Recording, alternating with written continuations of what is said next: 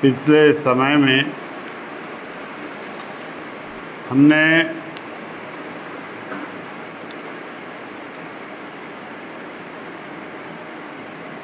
परमेश्वर के उस प्रकाश को देखने का प्रयास किया जो पवित्र आत्मा के द्वारा उसने दिया, और उसका वह प्रकाश बुद्धि के विषय में, और बुद्धि के विषय में इसलिए इस पवित्र शास्त्र में दिया गया है। और सुलेमान ने जो बुद्धि के विषय में खोल कर बताया, और यह पवित्र शास्त्र में, तो इस पुस्तक में जो बुद्धि के विषय में परमेश्वर के उस पवित्र आत्मा के द्वारा प्रकाशन दिए गए हैं, सत्य के आत्मा के द्वारा जो प्रकाशन दिए गए,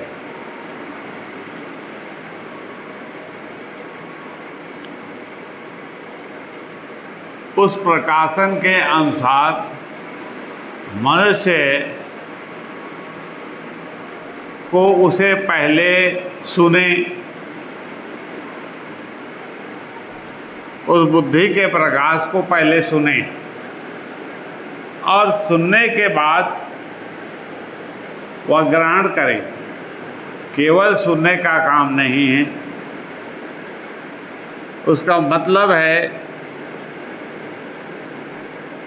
कि जो कुछ भी वह सत्य के द्वारा सुनता है, सत्य के आत्मा के द्वारा सुनता है, उसे वह ग्रहण करे, अपने मन में, अपने भीतर ग्रहण करे और धारण करे,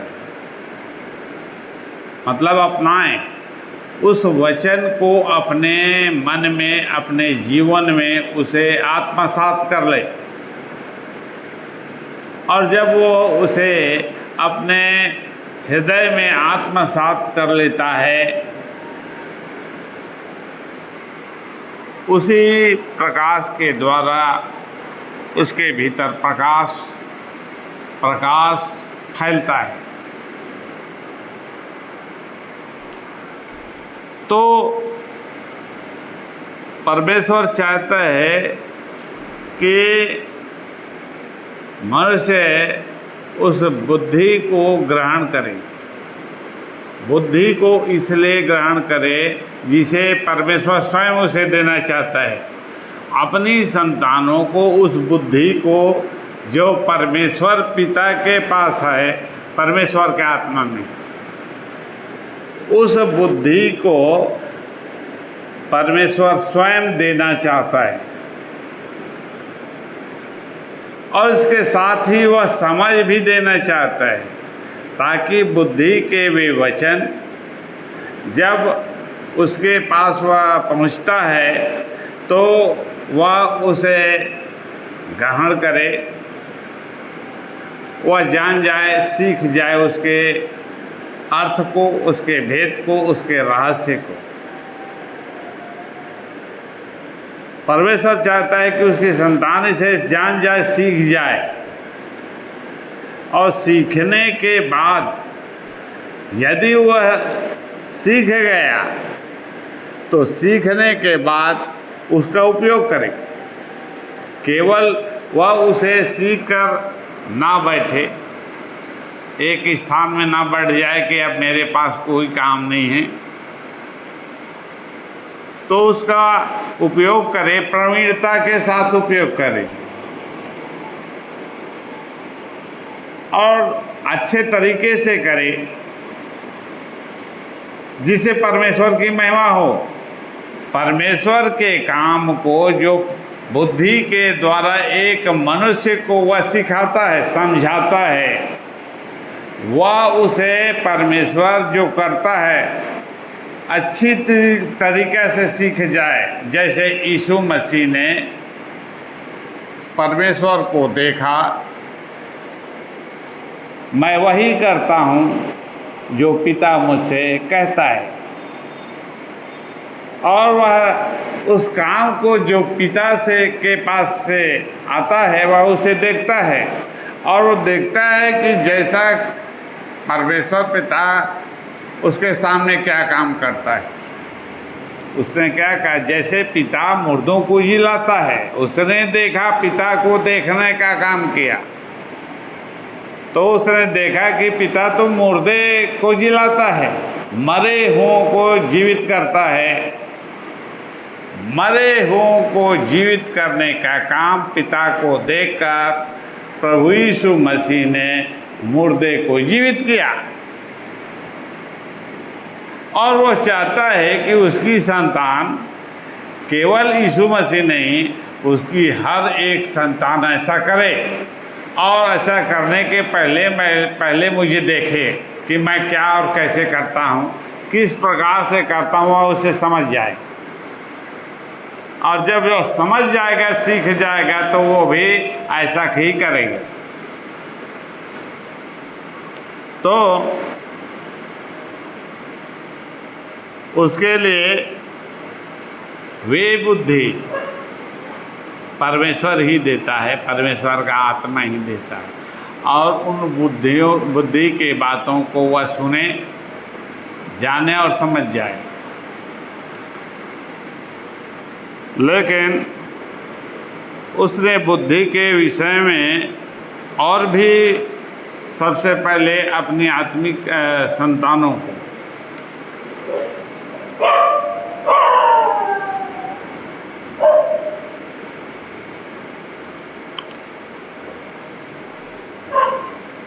उसने आज्ञा दी और बताया कि उसे क्या करना है। उसे सबसे पहले क्या काम करना है, फिर दो काम 30 अध्याय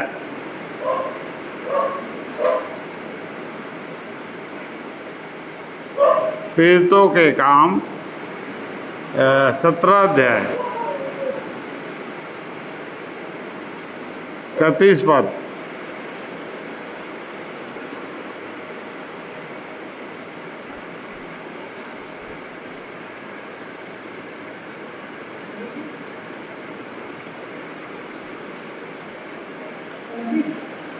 तीस अध्याय 17 अध्याय 30 पद 30।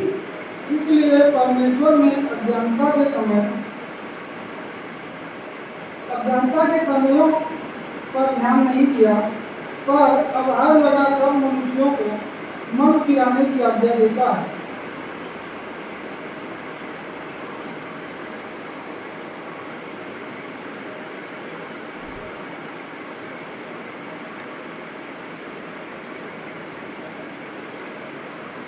और यही बुद्धि का प्रकाश है जो मनुष्य सब मनुष्यों के लिए उस प्रकाश को देता है। अज्ञानता की समय को सहकर, अज्ञान होने के कारण, मनुष्य को मालूम ना होने के कारण, परमेश्वर के वचन को ना जानने के कारण, परमेश्वर क्या चाहता है, क्या आज्ञा देता है, अपनी संतान को क्या आज्ञा देता है, और प्रभु यीशु मसीह के द्वारा उसने क्या आज्ञा दी। उसने क्या आज्ञा दी?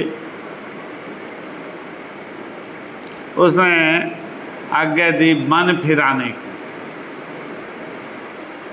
मनुष्य के पास ये समस्या है, अज्ञानता के समय जैसा मन में चाहा, जैसे मन ने उसे कहा वैसा ही उसने किया, कुछ भी किया, जैसा मन कहते गया वैसे ही मनुष्य करते गया, जो मन में आया वही करते गया। ये अज्ञानता का समय मनुष्यों के जीवन में शुरुआत से, अज्ञानता मनुष्य के भीतर शुरुआत से है, और प्रभु यीशु मसीह भी इसे क्या करता है, आनाकानी कर देता है।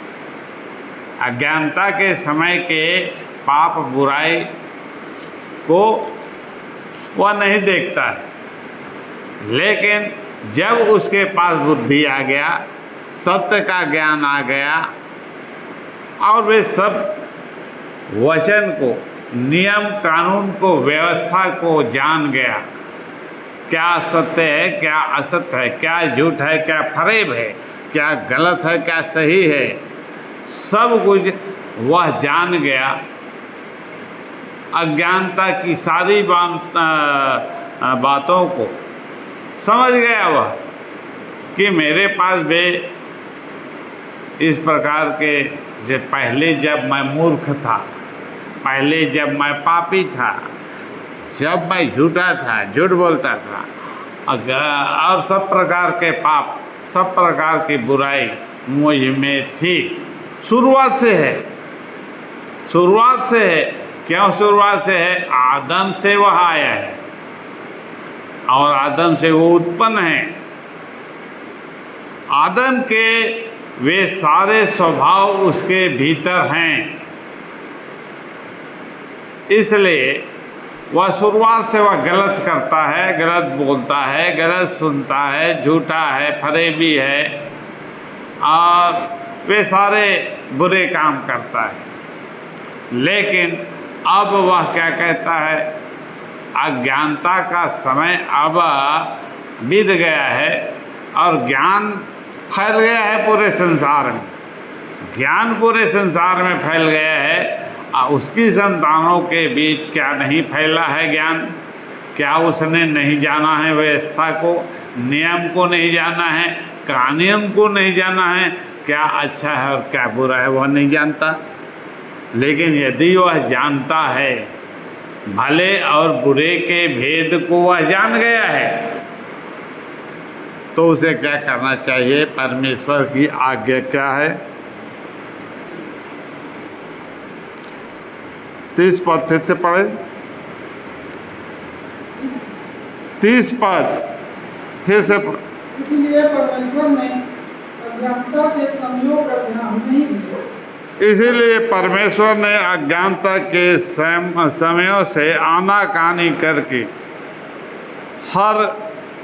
अब हर एक जगह, हर जगह सब मनुष्यों को मन फिराने की आज्ञा, सब मनुष्यों को मन फिराने की आज्ञा दी। चाहे कोई भी मनुष्य हो और सब जगह कहीं पर का भी वह मनुष्य हो, उसके लिए उसने अनिवार्य कर दिया है, जरूरी कर दिया है। जैसे सरकार कोई कानून निकालता है तो हमें आज से इतना फीस पटाना पड़ेगा, सब मनुष्यों के लिए वह उसे अनिवार्य कर देता है, सबको पटाना पड़ेगा फीस। 100 रुपया बढ़ा दिया सिलेंडर का, सबको 100 रुपये बढ़ा के देना पड़ेगा। वैसे ही परमेश्वर ने यीशु मसीह के द्वारा अनिवार्य कर दिया, चाहे वह कोई भी मनुष्य हो, उसे मन फिराने की जरूरत पड़ेगी। और जो मन नहीं फिराएगा वह आज्ञा का उल्लंघन माना जाएगा, परमेश्वर की आज्ञा का उल्लंघन माना जाएगा। इसलिए सबको मन फिराना पड़ेगा, चाहे कोई भी जाति का वह व्यक्ति हो, कोई भी समाज का हो, उसे उसकी आज्ञा का पालन करना पड़ेगा। परमेश्वर की ये आज्ञा है, सत्य के आत्मा की यह आज्ञा है। सब मनुष्यों के लिए समान रूप से यदि परमेश्वर सबका भला करता है, सबका भला करता है, तो सबको एक साथ, चाहे वह धर्मी हो या अधर्मी हो, चाहे परमेश्वर का जन हो, परमेश्वर के लोग हों, चाहे परमेश्वर से दूर रहने वाले भी लोग जाति हैं, सबको वह एक ही समान, यदि किसी को वह अच्छा करता है तो सबके लिए अच्छा करेगा, बुरा करेगा और मृत्यु लाएगा तो सबके लिए मृत्यु आएगी। बुरा सबके लिए एक साथ उसने किया। कोविड के समय में एक साथ किया, उसमें अच्छा और बुरा नहीं देखा, कोई धर्मी को नहीं देखा, कोई पापी को अलग नहीं रखा कि ये धर्मी है, ये पापी है, इसको छोड़ देना चाहिए, इसको बचा लेना चाहिए। मृत्यु आई, सबके पास आई। उसी प्रकार से परमेश्वर ने सबके लिए जैसे मृत्यु को मुक्त कर दिया, अब मृत्यु से या मृत्यु से छूटने के लिए और आज़ाद होने के लिए परमेश्वर के प्रकोप से, परमेश्वर के न्याय से, परमेश्वर के सजा से, जो सत्य के आत्मा के द्वारा न्याय होता है, सत्य के आत्मा के द्वारा ही न्याय होता है, तो न्याय करने के लिए उसने मौका दे दिया। एक समय है, उस समय में तुम यह काम कर लो। फिर समय आखिरी डेट निकल जाएगी, आखिरी डेट आने से पहले तुम मन फिरा लो। इस संसार के वे लोग जो जाति जाति के वे लोग हैं, जो अपने मन के चलाए चलते आए हैं, जैसा मन उन्हें कहता है वैसा ही वे करते जाते हैं, और उस समय तक परमेश्वर ने आज्ञा दे दी है कि वे मन फिरा लें। समय खत्म हो चुका है। लीला कीड़ा हुड़दंग हुल्लड़ जो जैसा चाहे वैसा करता आया, लेकिन समय अब खत्म हो चुका है मनुष्यों के लिए। और जब तक का डेट उसने निर्धारित किया है, उस समय में से पहले वह मन फिरा ले, अपने बुरे काम को छोड़ ले और सत्य को पहचान ले। सत्य को पहचान ले, सत्य की बातों को जान ले, झूठ को छोड़ दे। झूठ अब तक झूठ के चलाए चलते आया है और झूठ को ही सत्य बताने लगा है, झूठ के काम को ही सत्य बताने लगा है, बुरे काम को अच्छा बताने लगा है। वे सब अब तक जो करते आया है, अब वह उससे क्या कर ले, मन फिरा ले, अपने आप को अलग कर ले, अपने आप को अलग कर ले। यदि वह अपने आप को अलग करके परमेश्वर से माफ़ी नहीं मांगता है, वह अपने आप को उससे अलग करके, बुरे कामों से अलग करके परमेश्वर से माफ़ी नहीं मांगता है, तो जैसा कोविड आया था वैसे ही वह आग आ गया है। आग संसार के सामने है, आग गिरेगा इस संसार में, वह भस्म करने वाली आग गिरने वाला है और वह पूरे संसार को जला देगी, पूरे संसार को। और संसार में जो कुछ है, चाहे मनुष्य, चाहे प्राणी, चाहे पशु पक्षी, चाहे जीवित है आजीवित, कुछ भी है, सबको वह जला देगा, जला देगा। क्या तुम उस जलने से बचना चाहते हो तो उसमें खोज करना पड़ेगा कि वह जलने से कैसे बचेगा, कौन उसे बचाएगा, कौन उसे छुटकारा देगा। खोज तुम्हें ही करना पड़ेगा। यदि सत्य तक तुम पहुंच जाते हो, सत्य तक तुम पहुंच जाते हो, सत्य के मार्ग को पहचान जाते हो और अपने किसी भी प्रकार के उस उपाय के द्वारा जो बताया गया है तुम्हारे मन में, यदि उसे पकड़ लेते हो और ये संसार और इस संसार का कोलाहल जैसे कोविड के समय शांत हुआ था, एक झटके में चारों तरफ मृत्यु पसर गया, फैल गया और मृत्यु के भय से लोग भयभीत हो गए। ये अब दूसरी परीक्षा तुम्हारे सामने है और तुम्हें कोई बचाने वाला नहीं है, क्योंकि तुमने मन नहीं फिराया, स्वर्ग के परमेश्वर की तुमने निंदा की, उसके विरोध में काम किया और मन लगाकर बुरे बुरे काम करते गए और उसके सामने तुम झुके नहीं, अपने मनमानी करते गए और इसलिए वह भस्म करने वाली आग तुम्हारे सामने आकाश से आएगी, आकाश से आएगी। तो इसलिए तुम्हारे लिए मन फिराना बहुत जरूरी है।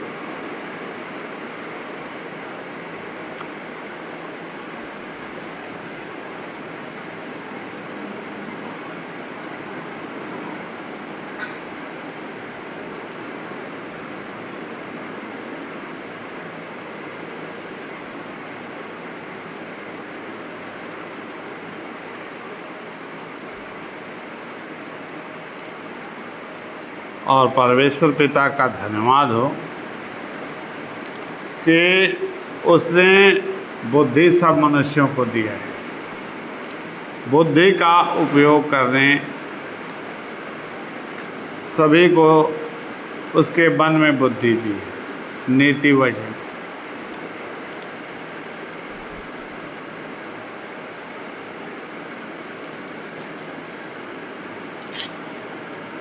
नीति वचन को फिर से देखेंगे।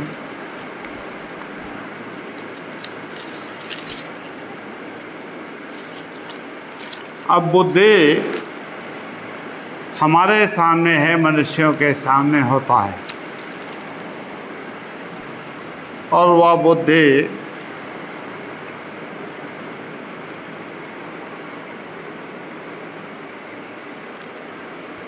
एक अध्याय 7 पद में क्या कहा गया है?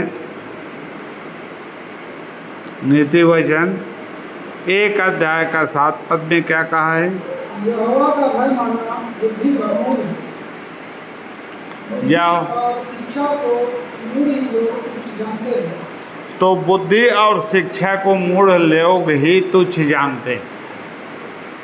मतलब कितनी भी शिक्षा की बात, बुद्धि की बात, ज्ञान की बात यदि एक जानवर को बताया जाए, पशु को बताया जाए, तो पशु के समझ में वह आता है क्या? ज्ञान और समझ में आता है। एक कुत्ते को समझ में आएगा, एक गाय बैल को समझ में आएगा।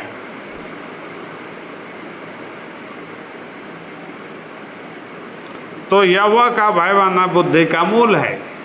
बुद्धि यदि किसी को चाहिए, बुद्धि यदि किसी को चाहिए तो वह कहाँ मिलेगा? कहाँ मिलेगा? वह मिलेगा यहोवा के पास। यहोवा अर्थात कौन यहोवा? वह प्रभु यीशु मसीह जो कहलाता है, उसी के पास वह मिलेगा बुद्धि। और वह कैसे मिलेगा? उसका भय मानने के द्वारा ही मिलेगा। यहोवा का भय मानना, यहोवा का भय मानना। भय कैसे मानेगा? आज्ञा मानने के द्वारा, अपने उसकी आज्ञा का पालन करने के द्वारा।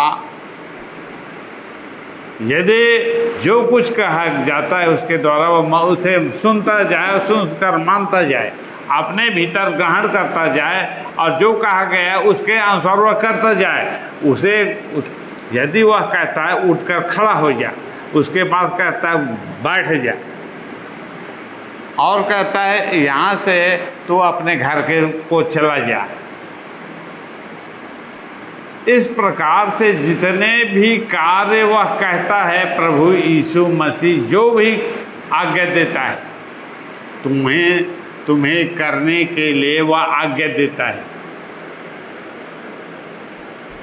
और तुम उसके आज्ञा के अनुसार करते जाते हो, तो यही आज्ञा मानना है। यदि वह करते जाते हो तो आज्ञा मानते जाते हो। तो जो भय मानता है, डरता है, वह सुनता है, और जो डरता नहीं है वह नहीं सुनता। जो परमेश्वर से डरता है, यहोवा से डरता है, यीशु मसीह से डरता है, सत्य के आत्मा से डरता है, और वह उसका भय मानेगा, वह उसकी आज्ञा को मानेगा, जो वह कहेगा उसी के अनुसार वह करेगा। कैसे करेगा? 3 पद। और काम करने में प्रवीणता और धर्म, न्याय और निष्पक्षता की शिक्षा पाए। और काम करने में प्रवीणता। मनुष्य के जीवन में क्या काम प्रमुख है? जो काम वह करता है वह प्रवीणता से करे। यदि वह खाना बनाता है तो खाना को प्रवीणता से बनाएं, अच्छे तरीके से बनाएं, उसका खाना गीला ना हो, अधपका ना हो, जला ना रहे। ये तो प्रवीणता के काम है। यदि उसे खाना बनाना है तो अच्छे ढंग से बनाए वैसे कि वह ना जले, ना वो गीला हो, ना कच्चा हो, ना पका हो। वह प्रवीणता से अच्छी रीति से उस खाना को बनाए। यही तो प्रवीणता है। और तुम्हारे पास यह प्रवीणता कहाँ से आई? तुम खाना को अच्छे ढंग से कैसे बना लेते हो, रोटी को कैसे बना लेते हो, और दूसरा व्यक्ति उसी रोटी को बेल नहीं सकता, और बेलता भी तो ले दे कि उसे ले से सेकाई करता है तो जला देता है, उसे भी कच्चा कर देता है। क्यों? क्योंकि उस काम को वह प्रवीणता से नहीं करता। और प्रवीणता क्यों नहीं है उसके पास? प्रवीणता उसके पास कैसे नहीं है? प्रवीणता इसलिए नहीं है क्योंकि उसके पास बुद्धि नहीं है, और सबसे बड़ी बात बुद्धि का आत्मा नहीं, बुद्धि का आत्मा नहीं है। तो जिसके पास बुद्धि का आत्मा नहीं है वह परमेश्वर से मांगे,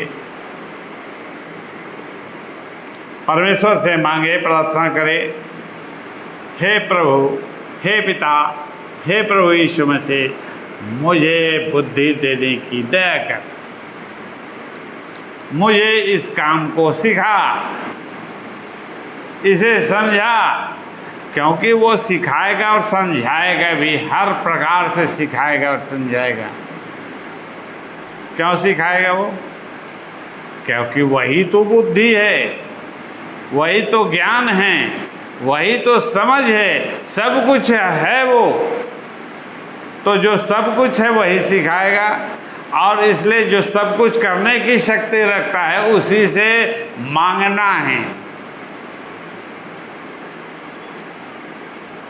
पहले अपनी आवश्यकताओं को समझ ले, कि उसे क्या ज़रूरी है और उसे क्या मांगना है कि मैं यह काम अच्छे तरीके से प्रवीणता से कर लूँ। मैं जो बोलता हूँ वह ठीक से बोल नहीं पाता, मैं जो प्रार्थना करता हूँ ठीक से प्रार्थना नहीं कर सकता, मुझे मालूम नहीं है कि प्रार्थना किस रीति से करना है, मुझे मालूम नहीं है कि मुर्दों को कैसे जीवित करना है, बीमारों को कैसे चंगा करना है, दुष्ट आत्माओं को कैसे निकालना है, किस कारण से हाथ रखते ही हाथ रखने के द्वारा वह चंगा हो जाएगा। तुम बीमारों पर हाथ रखोगे, विश्वास करने वालों के लिए चिन्ह है, बीमारों पर हाथ रखोगे और वे चंगे हो जाएंगे। क्यों? तो उसे तुझे मांगना है, मांगना है कि क्यों मैं यह काम नहीं कर सकता, क्यों नहीं कर सकता। लेकिन वचन में परमेश्वर की ये इच्छा है कि विश्वास करने वालों के लिए तो ये चिन्ह है, तुम्हें तो करना आना चाहिए।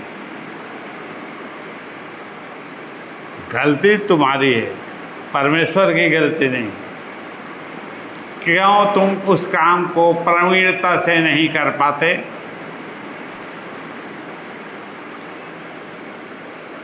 नीति वचन 2 अध्याय 1 पद से 10 पद तक पढ़ेंगे। हे मेरे पुत्र, यदि तू मेरे वचन ग्रहण करे, यदि तू मेरे वचन को ग्रहण करे, यदि तू मेरे वचन को ग्रहण करे, तुम्हें क्या करना है? अपने पिता के वचन को ग्रहण करना है, स्वीकार करना है। तुमने उसे स्वीकार किया, ग्रहण किया तुमने उसके वचन को, अपने पिता के वचन को। पिता को मान लो परमेश्वर पिता, परमेश्वर पिता के वचन को तुमने ग्रहण किया। उसने तो कहा मेरे वचन को तू ग्रहण कर। वह तुमसे बोलता है कि मेरे वचन को ग्रहण कर। काम तुम्हारा है, तुम्हें ग्रहण करना है कि नहीं करना है। तुम उसके पुत्र हो, उसकी संतान हो। और क्या करने के लिए बोलता है?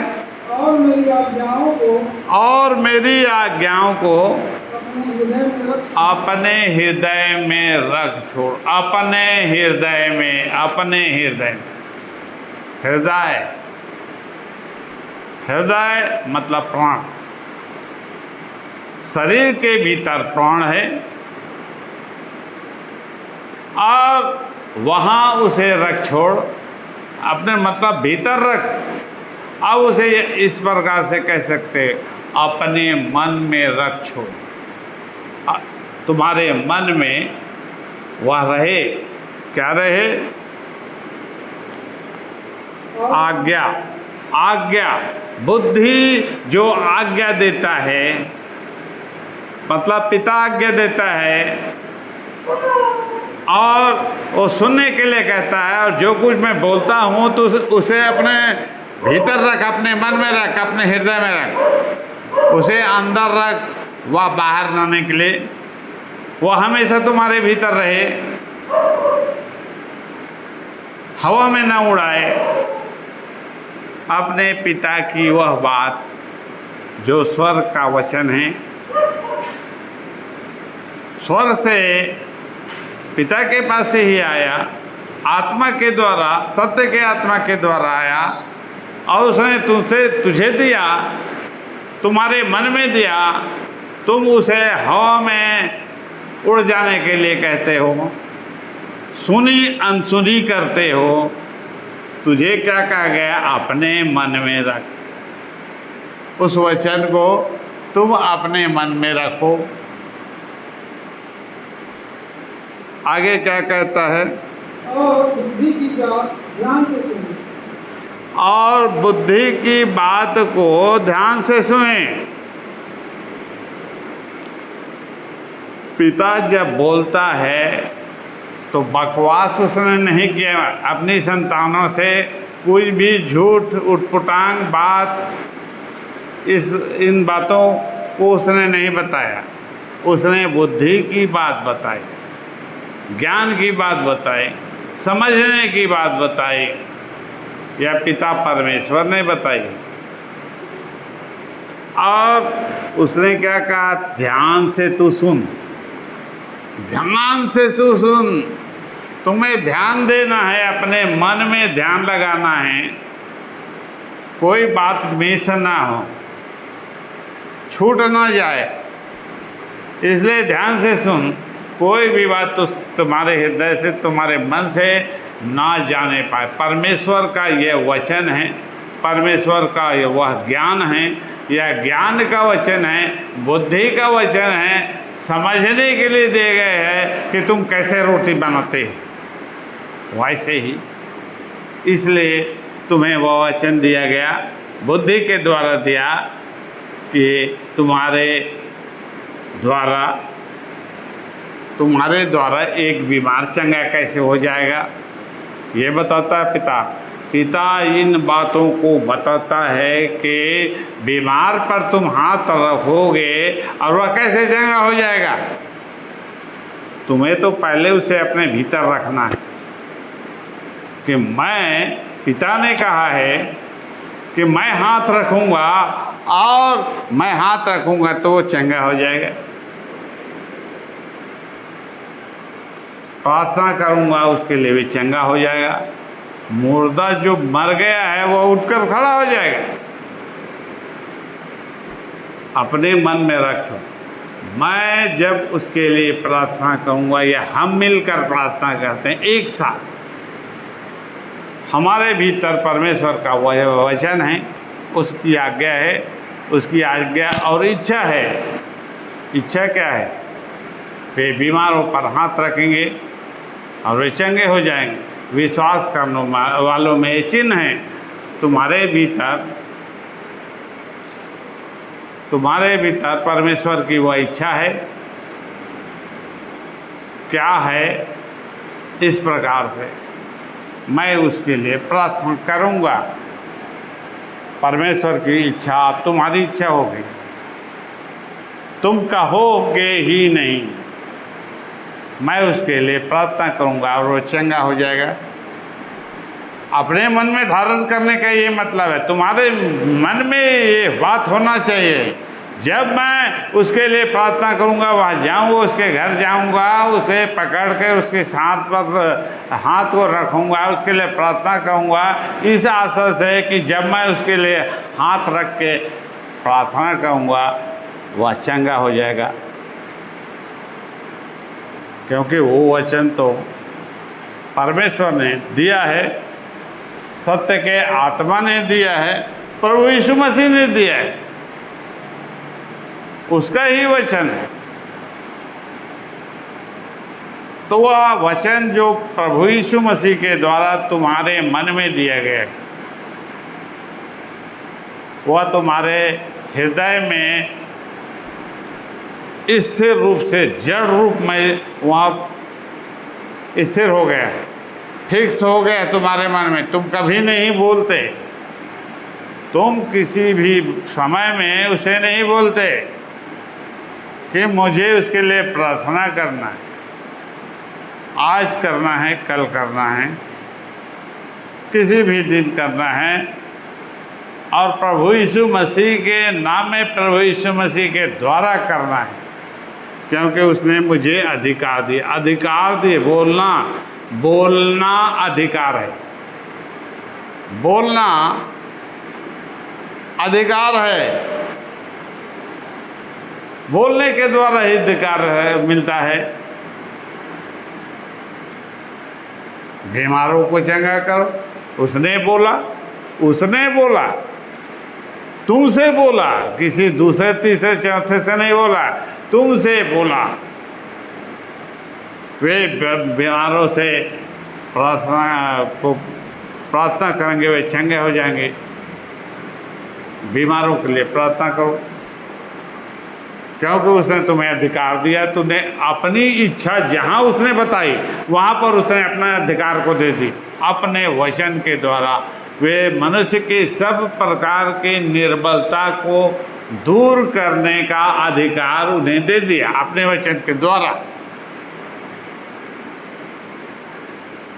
तो जब हमारे पास ऐसा अधिकार दे दिया गया है तो क्या हमें इसका उपयोग नहीं करना चाहिए प्रवीणता के साथ?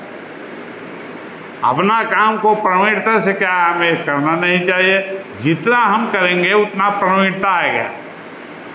जितना हम दूसरों के लिए प्रार्थना करते जाएंगे उतना हम इसे अच्छी तरीक़ा से सीख जाएंगे, प्रवीण हो जाएंगे। बीमारों के लिए प्रार्थना करते ही वह चंगा हो जाएगा, क्योंकि अधिकार तो यीशु मसीह ने दिया है। तुम थोड़ी उसे चंगा कर रहे हो, उसे तुम थोड़ी कर रहे हो। यहाँ पर तो प्रभु यीशु मसीह चंगा कर रहा है, तुम केवल बोल रहे हो। प्रार्थना करने का ये मतलब है, तुम उस काम को नहीं कर रहे हो, लेकिन तुमने बस हाथ बस रखा है और मांगा है। तुम चंगा करने वाले नहीं हो, तुम छुटकारा देने वाले नहीं हो। यीशु मसीह जगत का छुटकारा देने वाला। यीशु मसीह अर्थात सत्य का आत्मा ही उद्धार करता है, वही छुटकारा देता है मनुष्य को सब प्रकार की समस्या से, सब प्रकार की बीमारी से। वही है, तुम्हें केवल क्या करना है? हाथ लगाना है और मांगना है।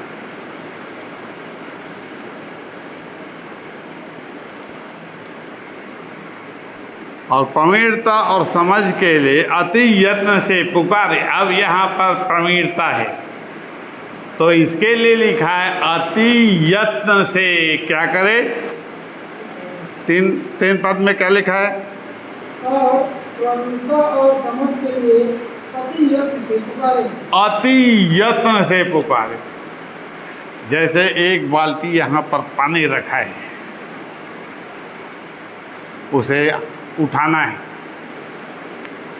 उसे जब तुम उठाते हो तो ना वह हाथ से ऐसे उठता नहीं है, और बल लगाए दोनों हाथ से,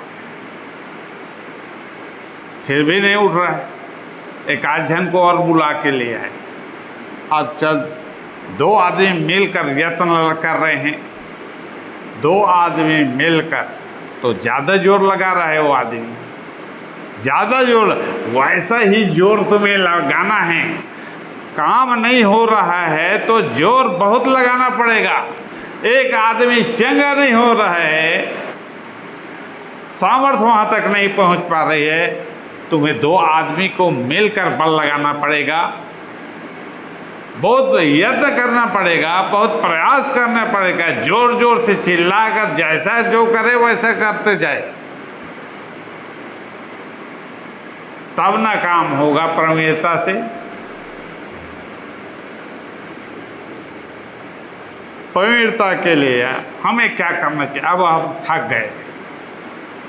अब हम थक गए, इसके लिए प्रार्थना करते करते, और समझ में नहीं आ रहा है कि ये उठकर खड़ा क्यों नहीं हो रहा है। 1 घंटा हो गया, 2 घंटा हो गया पसीना बहाते। तो यहाँ अति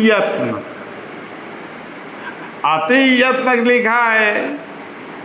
मतलब यदि तुझे सुबह से लेकर शाम तक को उसमें यत्न करना पड़े, उतना प्रयास तुमको करना पड़ेगा। ये नहीं कि एक लाइन, एक शब्द बोलने से वो आदमी चंगा हो जाए। क्या एक लाइन बोलने से वो चंगा हो जाएगा? यहाँ तो अति यत्न करने के लिए कहा है। 1 मिनट का बात नहीं है, 1 घंटा का बात नहीं है, लेकिन वह तो दिन भर का बात है, रात और दिन का बात है, लगातार करने का बात है। तो ऐसा प्रयास करने के द्वारा ही प्रवीणता मिलेगी।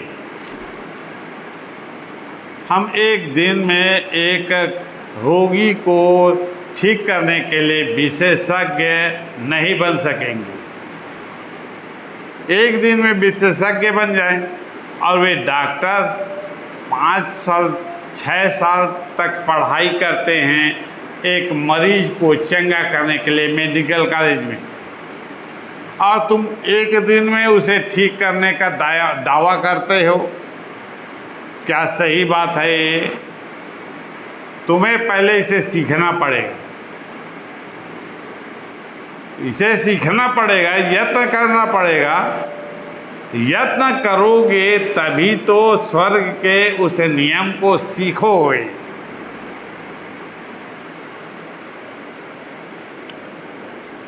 और क्या करना पड़ेगा?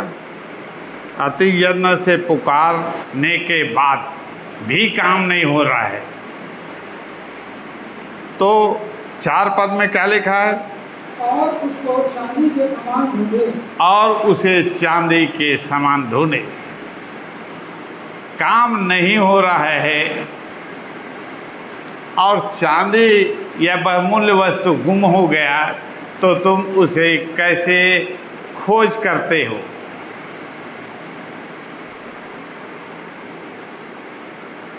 तुम्हें होश नहीं रहता, बेधुन होकर तुम खोज करते हो कि मेरा वह चांदी का सिक्का कहाँ गया, मेरा वह सोना का हार कहाँ गया। तुम कैसे खोजते हो? वैसे ही तुम्हें खोजना पड़ेगा उस शक्ति को, उस वचन को खोजना पड़ेगा, उस आत्मा को खोजना पड़ेगा, विधुन होकर खोजना पड़ेगा। तो इसमें बहुत ताकत लगने वाली है। एक दिन का काम नहीं है, 1 घंटे का काम नहीं है, 1 मिनट का काम नहीं है। किसी के लिए प्रार्थना करना और उसे उठाकर खड़ा करना, प्रार्थना करना और उसे उठाकर खड़ा करना 1 दिन का काम नहीं है, 1 घंटे का काम नहीं है, 1 समय का काम नहीं है। इसके लिए तो तुम्हें अपना पूरा जीवन लगाना पड़ेगा। और इस प्रकार से सत्य के काम को, प्रवीणता को पाने के लिए तुम मन जब लगाते हो, निश्चित रूप से अपने मन में इस बात को धारण कर लो कि सफलता तुम्हें मिलेगी यदि तुम उसमें लगातार बने रहना चाहते हो तो तुम्हारे वह कार्य सफल हो जाएगा। आज का वचन यहीं तक। अलका प्रार्थना करेगी।